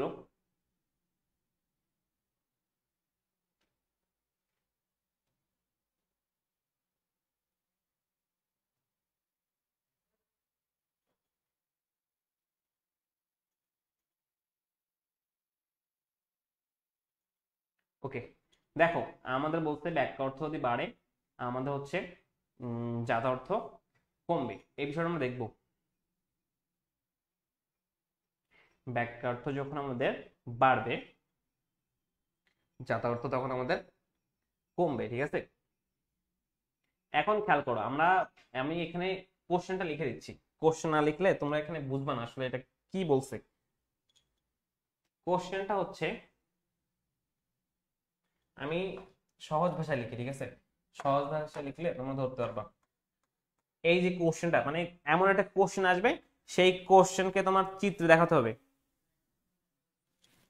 চিত্রে দেখাতে হবে। সেটা হচ্ছে এখানে বলতে সংখ্যা বাড়লে গুণ কমবে, এটা হচ্ছে কোশ্চেন। এটাকে বলবে চিত্র সহ ব্যাখ্যা করো, চিত্র সহ ব্যাখ্যা করো। মনে করো এরকম একটা কোশ্চেন আসলো, চিত্র সহ ব্যাখ্যা করতে বলতেছে, তাহলে আমরা কি করব? তাহলে আমরা দেখাবো কি, আমাদের ফার্স্ট অফ অল আমাদের বুঝতে হবে সংখ্যা বাড়া দেখাতে হবে, মানে সংখ্যা যেহেতু বাড়ে। আচ্ছা আমি বলে দিচ্ছি, একটু অস্পষ্ট দেখা যাচ্ছে, আমি একটু বলে দিই তাহলে দেখবা একটু সুবিধা তুমি দেখতে পাবা। এটাকে বলতেছে হচ্ছে পদ, ঠিক আছে, এটা হচ্ছে জীব, এটা হচ্ছে মানুষ, এটা হচ্ছে সৎ মানুষ। তার মানে এটা হচ্ছে পদের বাক্যার্থ, সকল জীব, সকল মানুষ, সকল সৎ মানুষ। ব্রাইটনেসটা একটু মেবি বেশি হয়ে গেছে যার কারণে এরকম হচ্ছে, একটু কষ্ট করো, খুব সহজে আমি বলে দিব তোমাদের, বুঝতে পারবা। তো এখানে আমাদের বলতেছে কি, এখানে আমাদের বলতেছে হচ্ছে বাক্যার্থ যে বাড়ে। ঠিক আছে, বাক্যার্থ বাড়ে কিভাবে, দেখো যখন আমি সকল সৎ মানুষ থেকে মানুষে যাব তখন কিন্তু আমার সংখ্যা কি হচ্ছে, সংখ্যা বাড়তেছে। কারণ দেখো আমি যদি তোমাদের একটা একটা জাস্ট নর্মালি পরিসংখ্যান বলি, মানে সৎ মানুষ, এখন তুমি বলো বিশ্বের সৎ মানুষ আছে কয়জন? তুমি শুধু দেখো, আসলে যারা আমরা সৎ ভাবতাম তার অনেক মানে সে হচ্ছে এক্সপোজ হয়ে যাচ্ছে, মানে তার অনেক বিষয় ফাঁস হয়ে যাচ্ছে। তারা সৎ ভাবতাম, সে আসলে সৎ না। তো সৎ মানুষ পাওয়া খুবই কঠিন ভাই, বর্তমান পৃথিবীর এমন অবস্থা, তুমি সৎ মানুষ পেয়ে তোমার অনেক কঠিন কষ্ট করতে হবে। তো সৎ মানুষ হিসাব করলে আসলে বর্তমান পৃথিবীতে, তার আগে কথা বলি, বর্তমান পৃথিবীতে মনে করো 850 কোটি মানুষ আছে, ঠিক আছে? এটা বাড়ায় কমে আছে, বাড়ে কমে। তো 850 কোটির মধ্যে তুমি সৎ মানুষ খুঁজো, তুমি বেশি হলে 1 থেকে 2 কোটি পাবা, এর বেশি পাওয়া তোমার চান্স নেই, কারণ আমরা কেউ সৎ না ভাই, সবাই খারাপ। তো আমি বলতে চাচ্ছি যে যখন হচ্ছে তুমি এই, সৎ মানুষের সংখ্যা দেখো, সৎ মানুষের সংখ্যা আমি একটা জাস্ট ধারণা দিচ্ছি, অনুমান, ভেবো না যে এতই আছে, মানে একটা অনুমান আর কি, যে আমাদের বিশ্বে মনে করো 2 কোটি সৎ মানুষ আছে, ঠিক আছে? 2 কোটি সৎ মানুষ। তো যখন তুমি এই যে সকল সৎ মানুষ কত, 2 কোটি, ঠিক আছে? এই 2 কোটি থেকে তুমি কি করতেছো, 2 কোটি থেকে তুমি হচ্ছে উম সকল মানুষই যাচ্ছ, তীর চিহ্ন এরকম থাকবে, যেহেতু এটা ব্যাখ্যা অর্থের ঊর্ধ্বগতি দেখাইছি। তাহলে যখন যখন সকল সৎ মানুষের সংখ্যা দুই 2 কোটি, যখন তুমি সকল মানুষে যাচ্ছ, তখন তোমার কি হচ্ছে, আমরা জানি মানুষের সংখ্যা হচ্ছে 850 কোটি। তার মানে হচ্ছে এই সংখ্যাটা বেড়ে এখানে 850 কোটি হয়ে গেছে, ঠিক আছে? আর হচ্ছে আমরা দেখতেছি সকল সৎ মানুষের চাইতে সকল মানুষের সংখ্যা বেশি, আর সকল মানুষের চাইতে সকল জীবের সংখ্যা বেশি। কারণটা কি? জীব বলতে আমরা বুঝতেছি কাদের, জীব হচ্ছে তারা যাদের হচ্ছে জীবন আছে। এখানে হচ্ছে গরু, ছাগল, হাঁস, মুরগি, ভেড়া সবকিছু হচ্ছে যা দেখা যায় চোখে, যা দেখা যায় না, সবাই তো জীব। যার প্রাণ আছে, যার জীব আছে, সে হচ্ছে জীব। তো এখানে হচ্ছে জীবের সংখ্যা হিউজ ভাই, এখানে trillion trillion trillion lakh crore, একদম তার হিসাব নাই এত। তাহলে আমরা দেখতেছি সকল সৎ মানুষের থেকে যখন আমরা মানুষে যাচ্ছি, তখন তার ব্যাক্যার্থ বা তার কি হচ্ছে, তার হচ্ছে কি আমাদের সংখ্যা বাড়তেছে। যখন সকল সৎ মানুষ থেকে আমি, যখন সকল সৎ মানুষ থেকে সকল জীবে যাচ্ছি, তখন তার ব্যাক্যার্থ আরো বাড়তেছে। তার মানে আমি যখন সংখ্যা বাড়তেছে, ঠিক আছে, এই যে উপর আমি নিচ থেকে কি হচ্ছে উপরে যাচ্ছি, তখন কিন্তু সংখ্যা বাড়তেছে। তোমার এই তীর চিহ্নটা খেয়াল করতে হবে, এইটা জাস্ট একটু মনে রাখো। একটু যদি মনে রাখতে পারো, আমি নেক্সটে যাই। দুটি চিত্র একসাথে থাকলেই ভালো হতো, বাট এই স্লাইডে সেটা হচ্ছে না, যার কারণে একটু কষ্ট করতে হচ্ছে। তো এখানে আমরা দেখব, সেটা হচ্ছে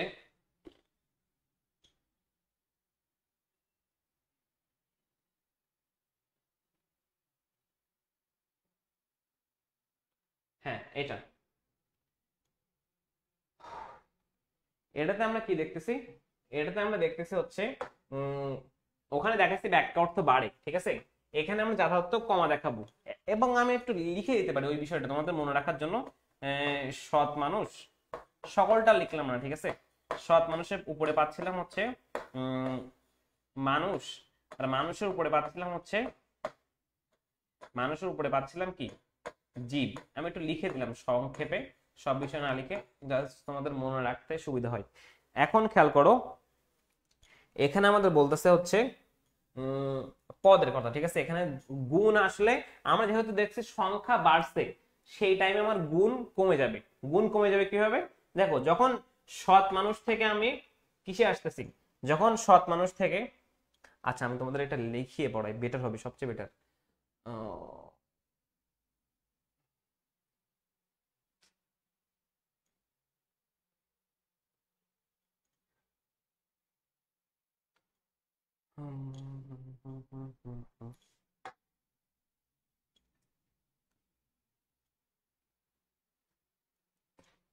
ওকে, এখানে প্যারা হয়ে যাচ্ছে, আমি আমার জায়গায় চলে যাচ্ছি।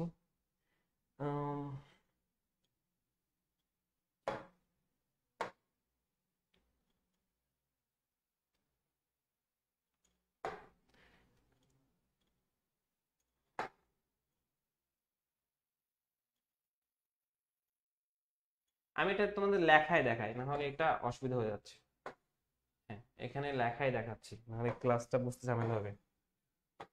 এখানে লিখি আমি, সেটা হচ্ছে যা ছিল। আমরা বলছিলাম ব্যাকঅর্থ এবং যাথার্থের মধ্যে যে সম্পর্কটা, এইভাবে করলে ভালো হয়। তো আমি বলছিলাম ব্যাকঅর্থ, সরি, ব্যাকঅর্থ, ব্যাকঅর্থ বাড়লে, কোশ্চেন কিন্তু এটা, যাত্রার্থ কমে, এটা হচ্ছে কোশ্চেন। আমি জাস্ট দেখাইছিলাম এখানে যে সৎ মানুষ, সৎ মানুষ থেকে আমরা কি পাচ্ছিলাম, মানুষে যাচ্ছিলাম, মানুষ থেকে আমরা জীবে যাচ্ছিলাম, জীব। জাস্ট তীর চিহ্নটাতে একটু দেখো, যেহেতু আগেই করাইছি এটা দেখাইছি, আর তোমার চিত্রে সব অসুবিধা হচ্ছে বলে আমি একটু লিখলাম, তাহলে সুবিধা হবে। তারপরে হচ্ছে এখানে তোমরা কি দেখবে, আমরা এখানে হচ্ছে এটা যেহেতু বাক্যার্থ, ঠিক আছে, আমি একটু পরে লিখে দিব। এখানে আমাদের এটা হচ্ছে আলাদা পার্ট, সেটা হচ্ছে যাতার্থ। যখন বাক্যার্থ বাড়তেছে সেই টাইমে আমার যাতার্থ হচ্ছে কমবে। যাতার্থ কমবে হচ্ছে, মনে করো আমার সৎ মানুষের ক্ষেত্রে কি ছিল, সৎ মানুষের তিনটা গুণ আমি একটু বলে দিচ্ছি। সৎ মানুষ মানে তার জীবন আছে, যেহেতু সে একটা জীব তাহলে তার জীব বৃত্তি আছে, ঠিক আছে, এটা একটা গুণ যাতার্থ। তারপরে তার যেহেতু সে মানুষ, তার মানে তার তার বুদ্ধিবৃত্তি আছে, ঠিক আছে, বুদ্ধিবৃত্তি। এবং সে যেহেতু সৎ মানুষ, তার একটা অতিরিক্ত গুণ হচ্ছে সে সততা আছে তার, ঠিক আছে। তাহলে এই তিনটা গুণ, সৎ মানুষের গুণ তিনটা। এরপরে যখন আমরা মানুষে আসব, মানুষের গুণ অনলি দুইটা, কারণ তার ফার্স্ট অফ অল তার জীবন আছে, এই জন্য তার জীববৃত্তি। আর মানুষ যেহেতু সে, তার মানে তার বুদ্ধিবৃত্তি আছে, এই দুইটা জিনিস। এবং যখন এটা থেকে আমরা জাস্ট জীবে আসব, তখন দেখবো হচ্ছে সেখানে জীবের কি আছে, জীবের জাস্ট একটাই গুণ, জীববৃত্তি আছে, ঠিক আছে, জীবের জীববৃত্তি আছে। এখন এটাকে আমরা ব্যাখ্যা করতে পারবো, এবং এখানে একটু লিখতে হবে, আমার জায়গাটা খুবই কমে গেছে, আমি একটু লিখে দিচ্ছি, যা তথ্যের নিম্ন গতি, ঠিক আছে, এবং এইভাবে একটু নিম্ন গতি দেখা দিতে হবে। এবং আমি এখানে লিখে দেই যে বাক্যার্থের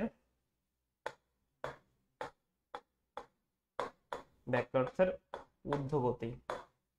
তোমরা যদি বই কিনা থাকো বাসায় এই বিষয়টা দেখতে পারবে, আমি তোমার চিত্রটা বোঝা দিই, দেখবা দুইটা সৃজনশীল কমপ্লিট হয়ে যাচ্ছে। একটু খেয়াল করো, আমি কিন্তু এটা লিখে ফেলছি, এটা হচ্ছে আমার মনে করো একটা খাতা দুইটা অংশ। তো আমি প্রথমে কি দেখাইছি যে বাক্যার্থ বাড়লে, তো এখানে কি বলছি যে যখন সৎ মানুষ থেকে মানুষে যাচ্ছি তখন সংখ্যা বাড়তেছে, আর যখন মানুষ থেকে জীবে যাচ্ছি তখনও সংখ্যা বাড়তেছে, মানে বাক্যার্থ বাড়াটা আমার দেখানো শেষ। এবার আমি দেখাবো সেই টাইমে যাতার্থ কমে, যখনই বাক্যার্থ বাড়তেছে সেই একই টাইমে যাতার্থটা কমতেছে। তোমরা একটু খেয়াল করো, এখনই বুঝে যাবে, একটা সৃজনশীল বুঝে যাচ্ছ। তো যাতার্থ তখন কিভাবে কমে, যখন দেখো আমি সৎ মানুষে ছিলাম তখন আমার এই বাক্যার্থ কম ছিল, এখানে খুবই কম, বাট আমার যাতার্থ তখন কি ছিল, সবচেয়ে বেশি ছিল। যখন আমার যে সৎ মানুষের সংখ্যা আমার বাক্যার্থ কম ছিল, বাট আমি যখন সৎ মানুষের দেখবো, সৎ মানুষের তিনটা গুণ থাকে। সৎ মানুষের কয়টা গুণ থাকে, তিনটা। কারণ সে সৎ মানুষ, প্রথমত সে একটা জীব, তার কারণে তার জীববৃত্তি একটা গুণ আছে, এবং যেহেতু সে মানুষ তার কারণে তার বুদ্ধিবৃত্তি আছে, সেহেতু সে সৎ মানুষ, সুতরাং তার একটা সততার গুণ আছে।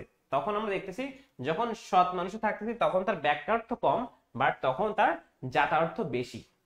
আবার যখন আমরা এই সৎ মানুষ থেকে মানুষে যাচ্ছি তখন তার বাক্যার্থ বাড়তেছে, মানে তার সংখ্যা বাড়তেছে, বাট সেই টাইমে তার গুণ কমে যাচ্ছে। কিভাবে কমে যাচ্ছে, আমরা দেখতেছি সৎ মানুষের তিনটা গুণ ছিল, এখানে তিনটা গুণ, আর মানুষের এসে যাচ্ছে দুইটা গুণ। কিভাবে, কারণ মানুষ তার মানে তার, সে যেহেতু মানুষ মানে তার, সে একটা জীব, তাহলে তার জীব বৃত্তির গুণ আছে, আর যেহেতু সে মানুষ তার মানে তার বুদ্ধিবৃত্তি গুণ আছে, তার দুইটাই গুণ। তাহলে আমরা দেখতেছি সৎ মানুষ থেকে মানুষে গেলে সংখ্যা বাড়ে, বাক্যার্থ বাড়ে, বাট যাতার্থ আমার কমে, কেননা গুণ কমে যাচ্ছে, তিনটা থেকে দুইটাই চলে আসছে। তার মানে যে টাইমে আমার বাক্যার্থ বাড়তেছে সেই টাইমে আমার যাতার্থ বা গুণ কমে যাচ্ছে। আমি আবার দেখি, যখন আমি মানুষ থেকে জীবে যাচ্ছি, মানুষ থেকে জীবে, তখন কি হচ্ছে, মানুষ থেকে জীবে গেলে আমার বাক্যার্থ বা সংখ্যা কিন্তু বেড়ে যাচ্ছে, মানে হিউজ বেড়ে যাচ্ছে, মানুষের চাইতে জীবের সংখ্যা বেশি, তখন তার বাক্যার্থ বেড়ে যাচ্ছে। যখন আমি মানুষ থেকে জীবে আসতেছি, জীবের অনলি একটাই গুণ, সেটা হচ্ছে জীববৃত্তি, সুতরাং তার কি হচ্ছে, তার হচ্ছে আমাদের তার গুণ কমে যাচ্ছে, মানে যাতার্থ কমে যাচ্ছে। তার মানে আমরা বুঝতেছি যখন বাক্যার্থ বাড়ে তখন যাতার্থ কমে। আমি আবার একটু এক্সপ্লেইন করে দেই, দেখো যখন আমরা বাক্যার্থ বাড়ে, সৎ মানুষ থেকে মানুষে যাই তখন তার বাক্যার্থ বাড়ে, বাট যখন আমি সৎ মানুষ থেকে মানুষে আসি তখন তার যাতার্থ কমে যাচ্ছে। যখন আমি মানুষ থেকে জীবে যাচ্ছি তখনও তার বাক্যার্থ বাড়তেছে, বাট ওই টাইমে তার যাতার্থ কিন্তু কমে যাচ্ছে। সুতরাং আমি বলতে পারি বাক্যার্থ বাড়লে যাতার্থ কমে। এই যে চারটা আমাদের চিত্র ছিল, চারটা যে আমাদের চার ভাবে দেখানো যায় ব্যাখ্যা অর্থ এবং যাহাতের মধ্যে সম্পর্ক, সেটা কিন্তু খুব সহজে আমরা এইভাবে দেখাতে পারি। যেমন যে একটা দেখাইছি তোমাদের, এইভাবে তোমরা চারটাই দেখাতে পারবা। বাকি চারটা কিভাবে, যদি বলা হয় ব্যাখ্যা অর্থ কমলে, মনে করো এখানে বলছে কমলে, তখন তুমি কি করবা? কমলে মানে তোমার জীব থেকে মানুষ আসবা, মানুষ থেকে সৎ মানুষ আসবা, তখন সংখ্যা কমে যাচ্ছে, তখন তোমার কোশ্চেন এখানে থাকবে ব্যাখ্যা অর্থ কমলে যাতায়াত বাড়ে, তখন তুমি বাড়া কিভাবে দেখাবা? সেমই, জীব থেকে যেহেতু মানুষে আসছিল, তোমাকে এখানেও জীব থেকে মানুষে যেতে হবে এবং মানুষ থেকে সৎ মানুষে যেতে হবে। সুতরাং জীব থেকে মানুষে গেলে তার গুণ বেড়ে যাচ্ছে, আর মানুষ থেকে সৎ মানুষে গেলে তার গুণ বেড়ে যাচ্ছে। সুতরাং যখন ব্যাখ্যা অর্থ কমবে তখন যাতায়াত বাড়বে। এইভাবে খুব সহজে তুমি দেখাতে পারবা। বুঝতে পারছো কি? এইটা ব্যাখ্যার্থ মানে সংখ্যা এবং গুণের যে আমাদের সিকোয়েন্স বা যে তার একটা সমীকরণ ছিল, এটাকে আমরা বুঝতে পারছি? একটু ভাইয়ারা কমেন্ট করবো যে ব্যাখ্যার্থ এবং যাতায়াত বুঝতে পারছো কিনা একটু। খুব সহজে কিন্তু যুক্তিবিদ্যা বোঝা যায়, খুবই সিম্পল, মানে আহামরি কঠিন না, খুবই সহজ না, এরকমই বিষয়গুলো আছে এখানে। তুমি যদি জাস্ট একটু মনোযোগ সহকারে এটা মানে করো বা দেখো, এত সহজ দেখবা, মানে অল্প লেখেন মার্কস উঠে যাবে। তোমাকে এরকম জাস্ট একটা চিত্র আঁকালে তুমি একটা নাম্বার পেয়ে যাবে এখান থেকে খুবই সহজেই। মানে এ প্লাস পাওয়ার জন্য সবচেয়ে বেস্ট একটা সাবজেক্ট লজিকে। এ প্লাস পাওয়া ভাই খুবই সহজ, মানে তুমি অল্প পড়লে হয়ে যাবে, অল্প পড়লে মানে বুঝে শুনে, ঠিক আছে? হ্যাঁ, আমাদের তুরহামুন বলছে ও বুঝতে পারছে, গুড। তার মানে তুমি দেখবা, তুমি যদি বই কিনে থাকো তোমরা যারা, তারা একটু খেয়াল করবা যে বইয়ে দেখবা এই টপিক নিয়ে একটা কোশ্চেন আছে, তুমি দেখবা আরে আমি তো পারি, তুমি একটা ক্লাসে দুইটি সিকিউ এর দেখবা আমি অলরেডি শেষ করে ফেলছি, মানে দুই ধরনের সিকিউ তুমি পারবা, মানে খুব সহজেই। তুমি যদি একটু জাস্ট মনোযোগ সহকারে আজকে ক্লাসটা করে থাকো, তুমি কিন্তু এই যে আমার একটা ক্লাসে দুইটা পারবা, কারণ শব্দ নিয়ে দেখবে কোশ্চেন থাকে, ব্যাখ্যা অর্থ নিয়ে কোশ্চেন থাকে। আমরা কিন্তু দুইটা পার্ট চেষ্টা করছি তোমাদের শেষ করানোর জন্য, বা তোমরা বুঝতে পারো আসলে যুক্তিবিদ্যা কি। শেষ করানোটা আমার লক্ষ্য ছিল না, আমার লক্ষ্য ছিল হচ্ছে তোমরা জাস্ট বুঝো যুক্তিবিদ্যা তুমি পড়বা কি। এরকম আমাদের এশরা বলছে যে দেখতে কঠিন বাট করতে সোজা, সহজ। আসলে দেখতে আসলে কঠিনই লাগে, মানুষের কথা শুনলে আসলে কঠিন লাগে, বাট যখন তুমি করতে থাকবা, মানে মনোযোগ সহকারে দেখবা, তখন তোমার খুব সহজ হয়ে যাবে। এই যে দেখলা না, তখন তুমি বইটা একটু জাস্ট বাসায় খুলো, দেখবা তুমি দুইটা সৃজনশীল কভার হয়ে গেছে তোমার, মানে সহজেই, খুবই সহজ। তারপরে বলছে ভাইয়া খুব সহজে বুঝতে পারছি ভাই, ধন্যবাদ। আচ্ছা, আমাদের ফারহিন বুঝতে পারছে। ভাইয়া কোর্স কিনলে তখন কি রেগুলার ক্লাস থাকবে? কোর্স দেখো, নর্মালি সবসময় কোর্স কিনলেই প্রত্যেকটা মানে আমার সাবজেক্টের প্রতি সপ্তাহে একটা ক্লাস থাকে, অনেক সময় দুইটাও নিয়ে ফেলি এরকম আর কি। কোর্স যখন তোমার ভর্তি হবে তখন কম দেখো, অনেক কম টাকায় পাচ্ছ তুমি একটা সাবজেক্ট। আমি যদি আমার কথা বলি, আমি আর 2 মিনিট কথা বলবো, 2 মিনিট পরে শেষ, আমার নিজেরও টিউশন আছে। তো যে কথা বলতে যাচ্ছি, তুমি হচ্ছে কি করবা, আমাদের কোর্স কিনলে দেখো অনেক কম টাকায় কোর্স পাওয়া যায়, 1500-র মতো টাকা হাইস্ট। তুমি একটা সাবজেক্ট যদি তুমি নর্মালি কোনো স্যারের কাছে বাসায় পড়ো, তোমার 6000 টাকা 5000 টাকা দেওয়া লাগে মান্থলি। তো এখানে অনেক হিউজ অ্যামাউন্ট। বাট তুমি কোচিং এ পড়লে তোমার কি হচ্ছে, তুমি কম টাকায়, মনে করো 1500 টাকায় তুমি 3-4 মাসের একটা মানে কোর্স কিনে ফেলতেছো, প্রত্যেকটা সাবজেক্টের, শুধু একটা না। তুমি সবকিছু বুঝতে পারতেছো না, এবং প্রত্যেকটা কোর্স তোমাকে এইভাবে ধরে ধরে পড়াই দিবে। আমি তো আমার সাবজেক্টে একদম এইভাবে পড়াই দিব, মানে তোমার সমস্যা থাকবে না। আমি বলতেছি তোমরা দেখো, তোমাদের বিগত যেসব ভাইয়ারা আপুরা আমাদের কোর্স কিনছে বা ক্লাস করছে, বিশেষ করে আমার ক্লাসটা করছে, একটু শুনবো তাদের থেকে তারা কতটুকু বুঝছে, তাদের মিস হয়েছে কিনা এই প্লাস যে ক্লাস করছে। ওকে ভাইয়া, আসসালামু আলাইকুম। কোর্সের ক্লাসগুলো কি রেকর্ডেড থাকবে? হ্যাঁ, রেকর্ডেড থাকে, প্রত্যেকটা কোর্সের ক্লাস রেকর্ডেড থাকে। যারা মনে করো 23 সালে বা 22 সালে ক্লাস নিয়েছি, তাদের ক্লাসও এখন রেকর্ড আছে তাদের গ্রুপগুলোতে, তো এরকম আর কি থাকে। সবকিছু আপডেট কি ডাব্লিউপি গ্রুপে? হ্যাঁ, সবকিছু আপডেট তুমি ফার্স্ট অফ অল হচ্ছে গ্রুপে পেয়ে যাবা, আর দ্বিতীয় হচ্ছে পেজে তো পেয়েই যাবা, সবকিছু পেয়ে যাবে এখানে, ঠিক আছে? কবে কি ভর্তি হবে, কবে কোর্স শুরু হবে, ঠিক আছে ভাইয়ারা? জাস্ট একটু যেহেতু এখন তুমি তুমি একটা নতুন লাইফে, তোমরা আসলে নতুন লাইফে কিন্তু ঢুকে গেছো। আগে ছিল হচ্ছে কোথায়, আগে ছিল হচ্ছে তোমরা স্কুল লাইফ, বাট এখন তোমার কলেজ লাইফ, মানে নিজের বড় বড় মনে হচ্ছে না? কলেজ লাইফ শেষ করবা যখন, তখন দেখো ভার্সিটিতে উঠলে বুড়ো হয়ে যাচ্ছ। আমি ভার্সিটিতে ভর্তি হয়েছিলাম 2022 সালে, এখন 24 শেষ হয়ে যাচ্ছে, মানে থার্ড ইয়ার শেষ হয়ে যাচ্ছে, বুড়ো হয়ে গেছে ভাই। এরকমই হয়, মানে দেখতে দেখতে সময় চলে যাবে। তোমরা বাচ্চাগুলো এখন কলেজে উঠে গেছো, এমনই আর কি। তো যেহেতু মানে সময় চলে আসছে, এখন পড়তে হবে, বড় হয়ে গেছো, একটু পড়াশোনায় মনোযোগী হও ভাইয়েরা। আর পড়ালেখা করো, ঠিক আছে, বোঝো। এখন তোমাকে পড়তে হবে এমনটা না, তুমি বোঝো, বইগুলো খুলে দেখো, মানে এখানে কি লিখছে, মানে কিভাবে পড়বো আমি, ঠিক আছে। হ্যাঁ, পেইড ব্যাচের কোর্সের ক্লাসগুলো ভাইয়া রাতেই হয়, মানে মনে করো 7টা বা 8টা থেকে শুরু হয়, বা 6টা থেকে শুরু হয়, মাগরিবের পরেই শুরু হয় আর কি, এরকম, ঠিক আছে সব ক্লাসগুলো। তুরহামুন বলছে থ্যাংক ইউ এত সুন্দর ক্লাসের জন্য, ঠিক আছে। আসলে সুন্দর নিছি কি না নিছি তোমরা যখন বইটা খুলবো তখন ক্লিয়ারলি বুঝবে আসলে আমি কি পড়াইছি। তোমরা এখানে অনেকে কনফিউশনে ভুগছে, আরে কি পড়াইলো এটা, বাট যখন বইটা খুলবো দেখবে আরে সব তো পারি, সব তো কমন, এমনই, ঠিক আছে। তো আজকে আমাদের ক্লাসটা আমি এখানেই শেষ করব, পরবর্তী ক্লাসে তোমাদের সাথে হয়তো আবার দেখা হবে, যাদের সাথে কোর্স এমনিতেই পেজে ক্লাস মাঝে মাঝে থাকে আমাদের ফ্রিতেও, তো সেগুলো দেখতে পাবো আশা করি। তো তখন তোমাদের সাথে আবার দেখা হবে। আজকে যারা ক্লাসগুলো সবগুলো করছো মানে পুরোটা সময়, তাদের জন্য অনেক ধন্যবাদ যে সাথে ছিলা, তোমরা কথা বলছো, ভালো লাগছে, আমার ক্লাসটা নিতে মোটিভেট করছে। তো পরবর্তী ক্লাসে আবার দেখা হবে, সেই পর্যন্ত ভালো থাকো, সুস্থ থাকো। আর যুক্তিবিদ্যা এরকম সহজ ভাই, কঠিন না, যারা ভাবতেছো কঠিন, ভাই খুবই সিম্পল, মানে খুবই সিম্পল, খুবই সিম্পলি সহজেই প্লাস পাওয়ার মতো সাবজেক্ট, সুতরাং সবাই পড়াশোনা করো। আম, তুরহামুন, আচ্ছা আমি একটা কথা বলি, আমি নিজেই সায়েন্সে ছিলাম এসএসসি লেভেলে, কলেজে এসে আর্টসে নিয়েছিলাম, এখন ভার্সিটিতে সে সায়েন্সের সাবজেক্টই পড়তেছি, এমনটাই আর কি। তুমি হচ্ছে, আমি নিজেই ছিলাম, তো আমি নিজে প্রমাণ দিচ্ছি। অধিকাংশ স্টুডেন্টরা থাকে কি থাকে, সায়েন্স থাকে, পরে হচ্ছে আর্টস চলে আসে ওই টাইমে।